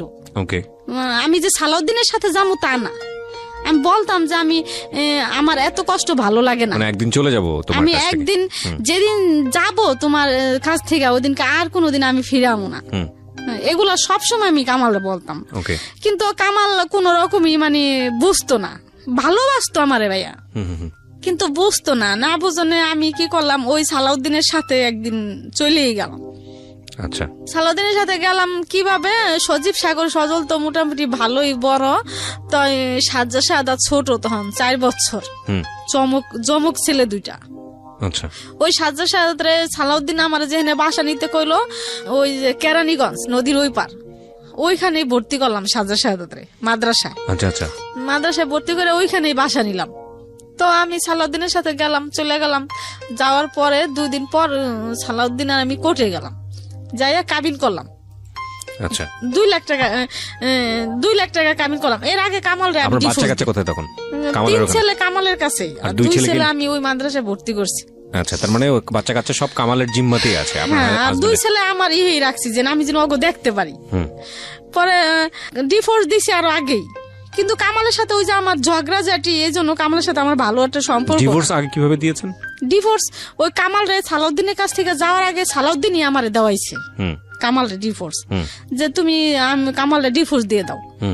পরে কি করলাম, আমি ডিভোর্স দিয়ে দিলাম কামাল রে, দিয়া সালাউদ্দিন রে নিয়ে আমি কেরানীগঞ্জ ওদিকে বাসা নিলাম। নিয়ে পরে 2 দিন পরে আমরা কি করলাম, কোর্টে যায় 2 লাখ টাকা কাবিন করলাম। 2 লাখ টাকা কাবিন করলাম। এরপরে কামালে তো আমি যেদিন গেছি ওই দিন থেকে যদি আইয়ে দেখছে আমি ঘরে নাই, এই পাগল, এই দিন ওই আর কি তার হুশ হইলো, কিন্তু এতদিন তার হুশ হয় নাই। সে ভাবে নাই যে আমি চলে যাম। আমি কামাল পাগলের মতো হয়ে গেছে। সালাউদ্দিন গো বাসায় নিচতলা, আমার গো বাসায় 5 তলা। সালাউদ্দিনের মা বাবা সবাই নিচতলায় থাকে। তাই যাওয়ার মধ্যে আমার বাসায় সালাউদ্দিনই যাইতো, কামাল জানে, আর তো কেউ যাইতো না। তাই ও সালাউদ্দিনের সাথে আমি কাবিন করলাম। তাই এই হিন্দি আর কি আমার খোঁজাখুঁজি করতেছে কামাল, যে কোথায় গেল, রাগ হয়ে হয়তো কারো বাসায় গেল না কি করলো। সে এখনো বুঝে নাই যে আমি সালাউদ্দিনের সাথে গেছি। তখন পর্যন্ত সে মানে বিশ্বাসই করতে পারছে না, বিশ্বাসই করতে পারতেছে না যে আমি সালাউদ্দিনের সাথে চলে যাবো। আর সালাউদ্দিন তো বাড়িতে, আমার ওই জায়গা থুয়ে সালাউদ্দিন বাড়িতে আশেপাশে ঘুরতো, যেন না বুঝতে পারে কেউ, কামালে যেন না বুঝতে পারে। তো তারপরের দিন কামাল সালাউদ্দিন রে এক গলির মধ্যে নিয়ে ওর পায়ে পর্যন্ত ধরছে সালাউদ্দিনের, যে সালাউদ্দিন ডালিয়া কই আছে তুই কইতে পারবি, তুই আমার বাসায় যাইতে আইতি, তোর সাথে পুনর করতো, সারাদিন কথাবার্তা কইতো, তুই কত ডালিয়া কই আছে। পরে সালাউদ্দিন কয় ভাই আমি তো জানি না ডালিয়া কই আছে। পরে এমন করতে করতে সে দেশের থেকে দেন, কামাল এখন পাগল, দেশের থেকে ফকির আনছে, ফকির আইনে আমারে আনবো আর কি তাবিজ কইরা, দেশের থেকে ভালো টাকা দিয়ে ফকির আনছে আইনা। এখন ফকিরে বলে দিছে যে ওদিকে আছে। পরে কি করলো কামালে, ওদিক থেকে আমারে বাইর করলো। কোথায় ছিলেন? ওই কেরানীগঞ্জ। ওদিক থেকে কেমনে খোঁজ নিয়ে আমার বাড়ি করলো। কেরানীগঞ্জে তখন আপনি এবং ততদিন কি জানতে পারছে যে আপনি সালাউদ্দিনকে বিয়ে করে ফেলছেন? পরে জানতে পারছে। না, কি বের করার আগে জানছে না বের করার পরে জানছে? বাইর করার আগেই জানছে। কেমনে? সালাউদ্দিনের সাথে আমি দেশে গেছি একবার, দেশে গেছি। এখন সালাউদ্দিন বলতেছে কি ডালি আমি তুমগো বাসায় যাবো, বাড়িতে আমার বোনের বাড়িতে গেছি। পরে হাসিনা আমার বোন মাদ্রাসা, এখন আমার বোনে বলতেছে কি মাদ্রাসার ভিতরে বাসা, কয় কি যে এক নিজের রক্তের আত্মীয় স্বজন ছাড়া আর কেউ নেওয়া যাইব না। পরে আমি কই কি না, সালাউদ্দিনটা আনতে হইব, সালাউদ্দিনটা আমি আনবই, আর যদি না আনতে দেয় তাহলে আমি আর কোনোদিন আম না। তা আমার বোনেরা আবার আমার খুব ভালোবাসে, খুব। আমি আবার তেরা, এই জন্য আমার বোনেরা অনেক ভালোবাসে আমার। আমি খাই না খাই আমার বোনে করে। তারপরে আমার সালাউদ্দিন গেল দেশে, যাইয়া একদিন থাকলো, থাইকা তারপরের দিন আবার আইসে পড়লো, আমারে নিয়ে ঢাকা আইছে। ঢাকা আইছে। এখন আমার বোনেরে ফোন দিছে কামালে, হাসিনা ডালিয়া কই গেল রে, কি আসায় বিষয়, ডালিয়া কি কারোর সাথে কথা টথা বলে, জানোস?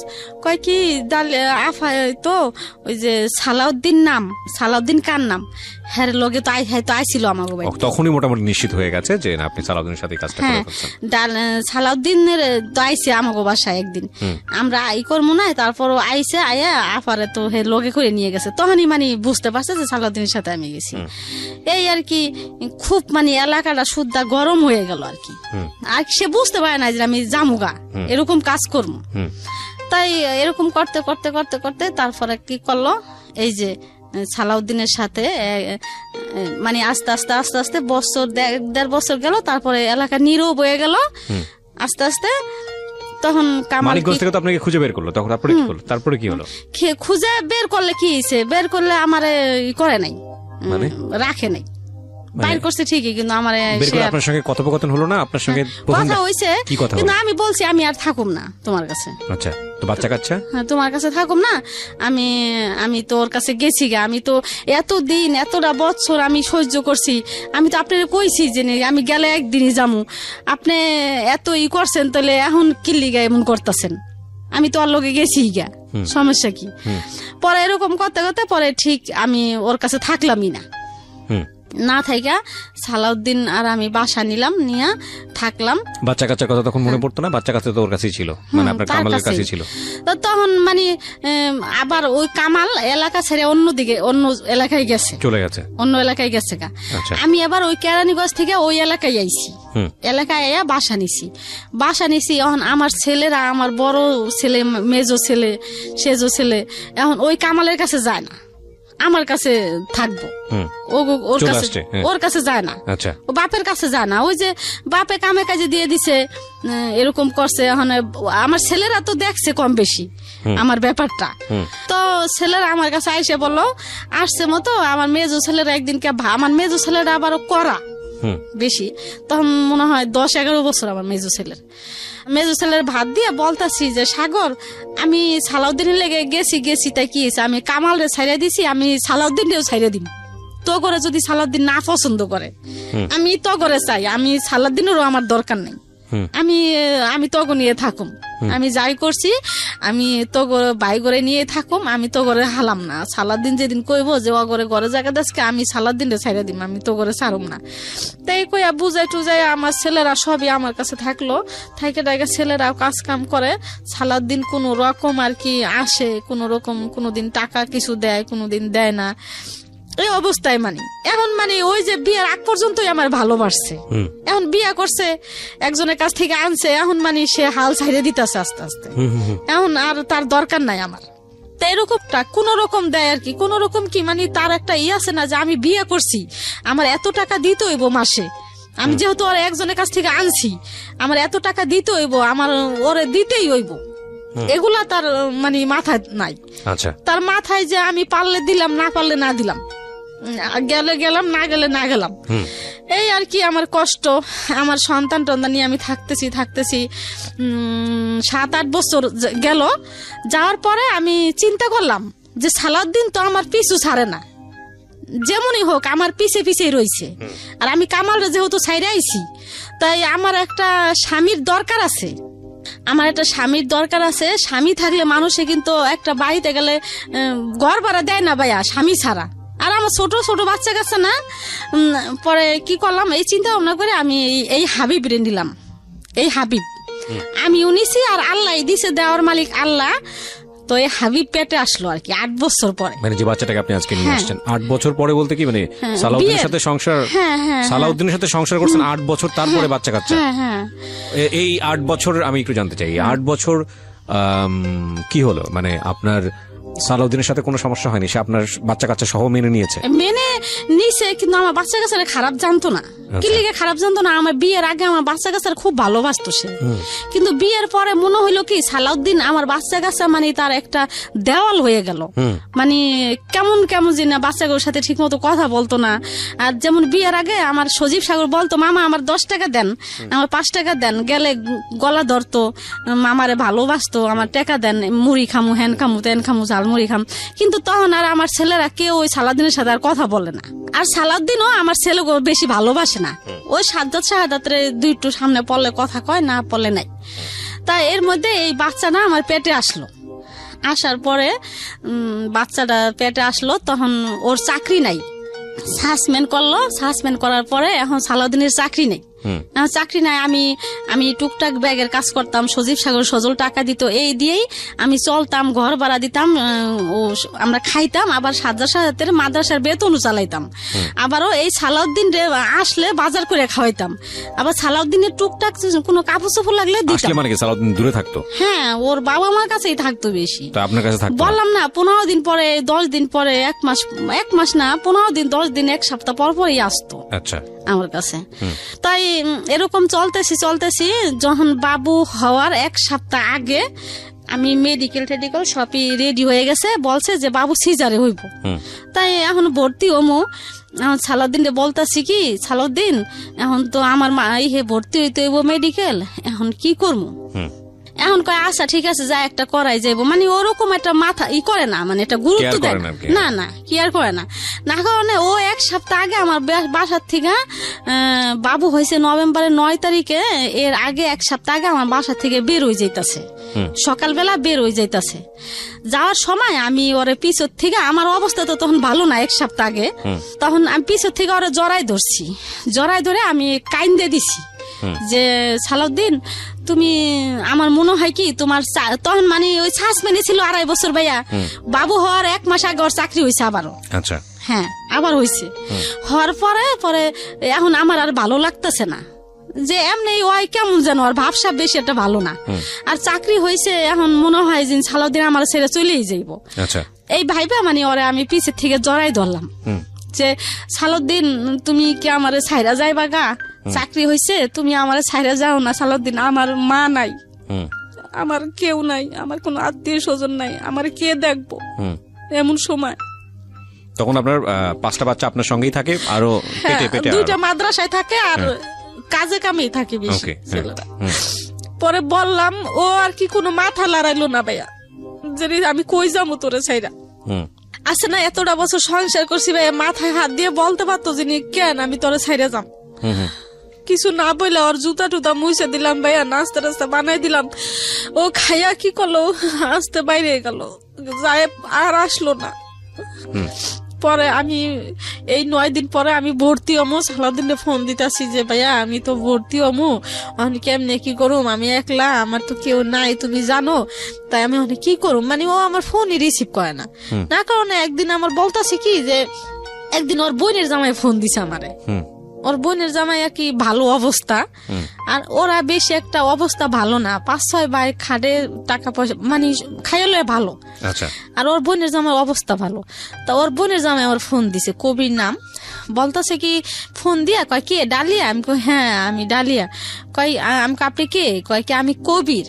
পরে আমি কই কি ব্যাপার ভাইয়া কেমন আছেন, কয় হ্যাঁ ভালো আছি। পর বলতেছে কি ডালিয়া তোমার একটা কথা, তোমার সাথে কথা বলতে চাই। আমাকে বলেন, কয় কি তোমারে তো সালাউদ্দিন ছাইরে দিতে চায়। পরে ভাইয়া লাগলো কি আমার সারা শরীরে ঘাম ছুটে গেল। ওর বোনের জামাই, মা বোন সবাই ভাবতাছে যে এখন সরকারি চাকরি ছিল না এতদিন, যাই হোক আসিল, এখন সরকারি চাকরি হইতাছে, আমার ছেলে আরো একটা বাচ্চা হইতাছে, ওই বাচ্চারে খাওন টাউন দিব, টাকা পয়সা দিব, আর ওগুলা এখন সবাই মানে চিন্তা ভাবনা করছে আমারে ছাড়াই হালাইব। চাকরি হইছে, এখন সালাউদ্দিনও আমারে ছাইড়া দিব, এই চিন্তা আপনাকে বলছে। তারপর কি হলো?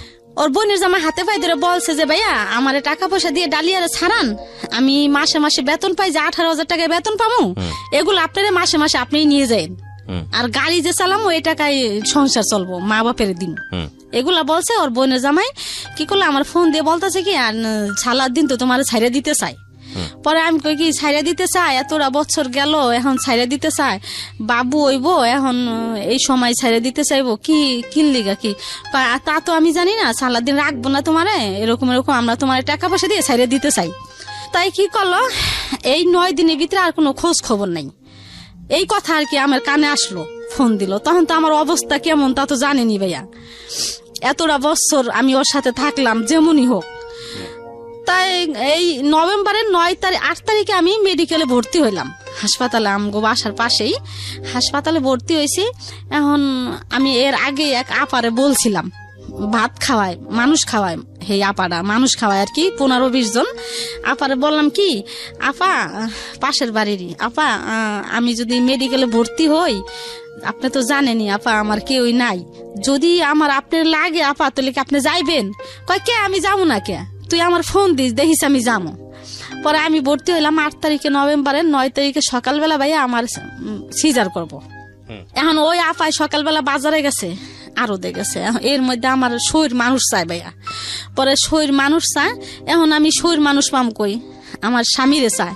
এখন আমি ওর আব্বুরে ফোন দিলাম সালাউদ্দিন রে, যে ভাইয়া তুমি কই, অন্য নাম্বার দিয়া। পরে কয় কি আমি তো বাসায়।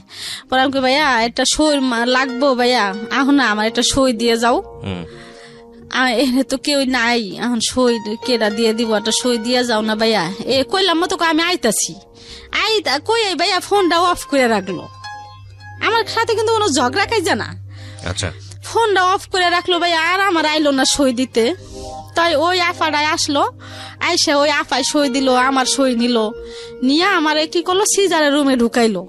এখন ঢুকাইছে মতো ভাই আমার অবস্থা অনেক খারাপ। কেন খারাপ? সাজ্জা সাদাত মাদ্রাসায় সজীব সাগরে আমি বইলে আসিনি। সালাউদ্দিন এত ভালোবাসলাম, একজন থুয়ে সালাউদ্দিনের কাছে আসলাম, সালাউদ্দিনের সাথে এতদিন এত কিছু হইলো, কোথায় গেল আজকে সেই ভালোবাসা? আমারে সালাউদ্দিন একটা সই দিতে আসলো না। আর আমি যদি মইরা যাই তাহলে আমার সাজ্জা সাদাত কই যাইব, সজীব সাগর সজল কই যাইব, এগুলা নানা চিন্তা ভাবনা ভাই আমার এখন আমার নাই, আমি ঠিক নাই। না ঠিক থাকো না, আমার পিঠে সুই দিছে অপসকরণের সিজার করব, 2 বার দিছে সুই, তারপরও আমার অপস হয় না। না মানে এখন মানে আমার আমি বলতেছি কি আমারে ছাইড়া দেন আপনারা, আমি যামুগা, আমারে ছাইড়া দেন, আমি যামুগা, আমি সাজ্জা সাহেবের কাছে যাম বলতেছি। বাচ্চা হইলো ভাইয়া, তাই আমি অসুস্থ। সকাল 9টা বাজে সিজার হয়েছে, রাত 12টা বাজে আমার হুশ হয়েছে। হুশ হয়ে তারপরে যাই হোক মেডিকেলে যেইভাবে হোক কাটলো দিন, কাইটা 4 দিন পর বাসায় গেলাম। এর মধ্যে সালাউদ্দিনের কোনোই নাই, খবর বার্তা নাই, আসেও না, দেখেও না, ফোনও দেয় না। তারপরে 1 মাস পরে ভাইয়া আমার সেলাই নষ্ট হয়ে গেছে। ওই যে কান্দাকাটি করছি, ওর অফিসে গেছি, হেনে গেছি, আমার ওখানে সেলাই নষ্ট হয়ে গেছে গা, আবার সেলাই করতে হইব। এখন ড্রেসিং করতে আসি ভাইয়া, এখন ওই 2টা ডিউটি স্যার আছে ওই হাসপাতালে, ওই ডিউটি স্যার বলতেছে যে আমি আপনারে মাগনা করে দিব ড্রেসিং। ওই আমার অবস্থা খারাপ, কান্দাকাটি করি, এই জন্য আমার প্রতিদিন ড্রেসিং করে দিত। প্রতিদিন আমি খুবই কান্দতাম, কানলে আমার রাগ করতো, কইতো কি আল্লাহ আছে, আল্লাহ আল্লাহ করেন, এগুলা বলতো। এরকম ড্রেসিং করতে করতে 1 মাস ভরে আমি ড্রেসিংই করলাম ভাইয়া, আমার ঘাও আর শুকাইলো না। বলতেছে যে আপনার ফিরে নতুন করে আবার করতে হইব, সিলাই দিতে হইব। এখন আমার মাথা তো খারাপ হয়ে গেছে, নতুন করে সিলাই দিতে হইব, আমার কি অবস্থা হইব। এখন আবার ওইটা খুললো ভাইয়া, খুললে ওই জায়গা পরিষ্কার করে আবার আমার সিলাই দিল। সিলাই দিয়ে যেদিনকে বাসায় গেলাম, আমার ওষুধ লেখা দেয় ভাই, আমি তো ওষুধ খাইতে পারি না, টাকা পাবো কোথায় আমি ওষুধ খামো। তা বাসায় গেলাম, মনে হয় কি যে শিং মাছের মতো আমার কাতাই, শিং মাছে যেমন কাতা দিলে ভাইয়া যেমন করে, ঠিক আমার সিলাইটা এরকমই করতেছে, এরকম কষ্ট হইতেছে আমার। এর মধ্যে ও ফোন দিছে ভাইয়া 1 মাস, 1 মাস পরে ও ভাবছে যে 1 মাসে তো ঘাওটাও শুকাইছে, হয়তো ডালিয়ার কাছে গেলে আমার জায়গা দিব ডালিয়া, বুঝতে পেরেছি। আর ভাইয়া ওই দিনই আমি তো বাসায় আসতে চাই, পরে আমি তুমি আসো ভাইয়া, আমার কথা হলো কি ও আসুক, ও আইসা আমার বাবুরারে দেখুক, দেখলে হয়তো মায়া লাগতে পারে, ঠিক আছে ভাইয়া। কিন্তু ওই দিন আমার ডিভোর্সই দিছে সে। আচ্ছা, তো বাসায় আসলো ভাইয়া, আইসা অনেকদিন হয়ে গেছে আসে না, বুঝেনি তো ছেলে মানুষ। পরে আইসা ভাইয়া আমার সাথে কেমন কেমন যেন করতেছে দেখেন। পরে আমি আর ওর সাথে রাগ দেখাই না, আমি কার সাথে রাগ দেখাবো, রাগ টাগ দেখাই না, কোনো অভিমান টভিমান করি না, রাগ টাগ দেখাই না। আমার সাথে ভাইয়া কেমন যেন করতেছে, ঢং রং ঢং কেমন করে, আমার তো হিন্দি খবর হয়ে যাইতেছে। পরে আমি আবারও বলতেছি সালাউদ্দিন, এক কথায় বললাম, সালাউদ্দিন তুমি জানো সালাউদ্দিন 1 মাস আমি এই আমার শিলের জায়গায় ড্রেসিং করছি, আমার ডিভোর্স দিয়েছে আপনাকে সেদিন, তাহলে তারপরে আবার সে আপনার কাছে আসছে কিভাবে? হ্যাঁ, কেন গেল, ওই যে অনেকদিন ধরে যায় না আমার বাসায়। আপনাকে ডিভোর্স জানিয়ে দিয়ে তারপরে গেছে আপনার কাছে? না, ডিভোর্স দিয়ে জানাই নাই। ও, আপনাকে দিয়েছে ঠিকই, কিন্তু আপনাকে জানাই নাই? না, জানাই নাই, গেছে আর কি ওর স্বার্থের জন্য গেছে। ঠিক আছে, তারপর? হ্যাঁ, তাই আমারে আমি বলতেছি কি সালাউদ্দিন তুমি যে এরকম করতেছো, সালাউদ্দিন এরকম রং ঢং করতেছো, দেখছো সালাউদ্দিন এই যে আমার বেন্ডিশ আজকে নতুন করে আবার কইরে আনছি, এই যে দেখো, এই দেখা ও আর আমার মানে মানে দুষ্টামি করতেছে না আমার সাথে, না করে এখন আমার কানে কানে বলতেছে দেখেন ভাইয়া কেমন, ডালিয়া কোর্টের থেকে কাগজ এলে তুমি সই দিয়ে দিও। পরে আমার মাথা গেছে খারাপ হইয়া, কিরে আমি কাগজ আনলে আমি সই দিয়ে দিব। পরে ওই শিলে অবস্থায় বইসা বললাম, বইসা আমি পাগল হয়ে গেছি, বইসা বলতাছি সালাউদ্দিন তুমি এরকম কাজটা করতে পারলা, তুমি কেমনে করলা সালাউদ্দিন, তোমার মনে কি কিছু কইলো না, আর তোমার কি কিছু অতীত কিছু মনে পড়লো না তোমার, তুমি আমার কেমনে আনছো, হাবিব ওইছে, তোমার কিছুই কি মনে পড়লো না সালাউদ্দিন? কি দোষ আমার? আমার তো কোনো দোষ নেই, কেন তুমি এরকম করলা সালাউদ্দিন? মানে আমি পাগল হয়ে গেছি, মনে হয় কি ভাইয়া আমি পাগলের মতো করতেছি, ওর কোনো ভাষা নাই, ও চুপচাপ বসে রয়েছে। বসে থাকো না, ওরে আবার ভাই আমি জুতা কিনে দিছিলাম, শার্ট বানাই দিছিলাম, ওই জুতা কি করলাম ভাই, আমার ওই সেলাই অবস্থায় জুতা কি করলাম আমি বডি দিয়ে কাইটা ফেলাইলাম, আমার সাথে পারলো না ভাইয়া। ওই জুতা আমি বডি দিয়ে কাইটা 2 ভাগ করলাম, ওই শার্টটা আমি 2 ভাগ করলাম, ছিঁড়া করছি। এখন কি করলো, ও ঘরে ও ভয় পেয়ে গেছে, যে মানুষজন তো একখান হইব। পরে আসতে কি করলো, বের হয়ে গেছে, বের হয়তো কোনো বন্ধু বান্ধবের কাছে গেছে। তারপরে আমি ওর অফিসে আসা যাওয়া করতাম ভাইয়া, এর মধ্যে ওর ডিপু যেখানে গাড়ি চালায় ম্যানেজার, ওই ম্যানেজারের কাছে আসা যাওয়া করতাম। পরে এই হাবিব রে দেখা ওরা সবাই মানে আমার লিগে খুব মায়া করতো অফিসে। পরে ম্যানেজার ওরে ডাকছে যে তোর বোর কি দোষ, মানে একটা তো দোষ দিতে হইব, তোর বোর চরিত্র খারাপ না কারণ নিয়ে কোনো খারাপ কিছু দেখছিস? কয় না। কয় কিছু না। কয় তো কি খারাপ? কয় কি আমি যা টাকা পয়সা দিই তার ওর হয় না। পরে ম্যানেজার বলতেছে যে এগুলা তো সব বউরাই কয়, টাকা পয়সা কোনো বউ করিও না, সব মহিলাগো একটা না একটা ই থাকে, তা এই জন্য কি তোর বউ ছেড়ে দিবি?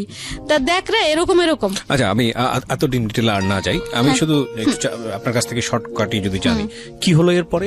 এরপরে আপনি ডিভোর্স দেওয়ার পরে কি আপনার সঙ্গে আর ব্যাক করেছেন, আপনি মেনে নিলেন এটা? হ্যাঁ হ্যাঁ, নাকি মেনে নিলে বাধ্য হলেন, কি হলো দিন শেষে? তবে আমার কি করলো 3 মাস অফিস থেকে আমার হাবিব রে 5,000 করে টাকা দিল 2 বার। দেওয়ার পরে দ্বিতীয়বার সালাউদ্দিন আমার ফোন দিয়ে বলতেছে কি যে এর মধ্যে 3 মাস আর সালাউদ্দিনের সাথে আমার সাথে সম্পর্ক নাই। যে সালাউদ্দিন ফোন দিয়ে বলতেছে যে ডালিয়া তোমারে আমার ফ্যামিলি থেকে আমি আর কি মামলা করছি এর মধ্যে আর কি। মামলা করে দিয়েছেন? হ্যাঁ মামলা করছি। কি মামলা করেছেন? মামলা করছি যে যৌতুক মামলা করছি। না, যৌতুক এবং নারী নির্যাতন যেটা হয় আর কি। হ্যাঁ, খেয়াল করবেন 3টা অ্যাঙ্গেল আছে এই গল্পে।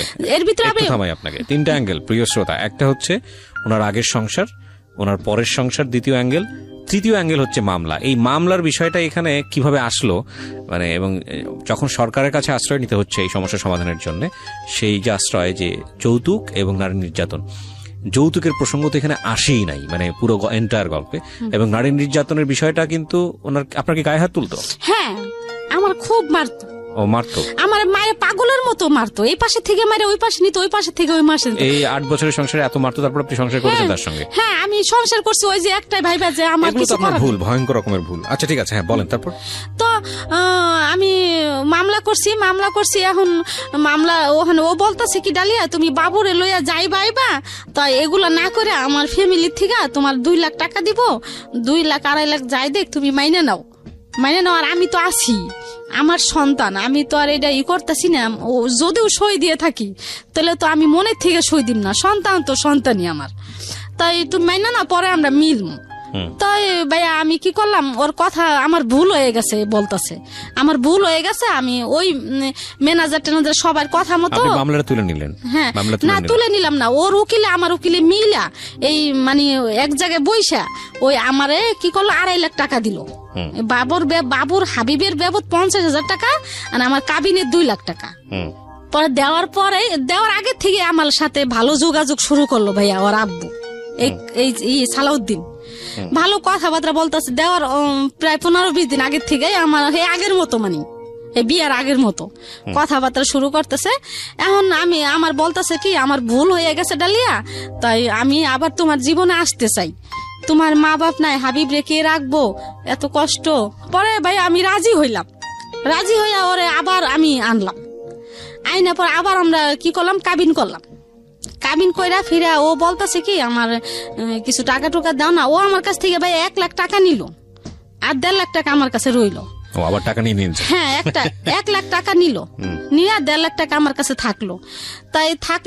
এখন ওই 1 লাখ টাকা নিয়ে ঋণ পিন দিল, একটা অপ্পো সেট কিনলো আমও ঘরে, মানে আমারও টুকটাক কিছু আর কি ভাঙছি ভাইয়া বুঝছেন কইরা। তারপরে এখন কিছুদিন পরে ভাইয়া আবার শুরু করছে, আবার ওই 1.5 লাখ টাকা চাই ভাইয়া বুঝছেন। ওই 1.5 লাখ টাকা আমার কথা হলো কি সালাউদ্দিন তো আমার ভালো কিছু দেয় না।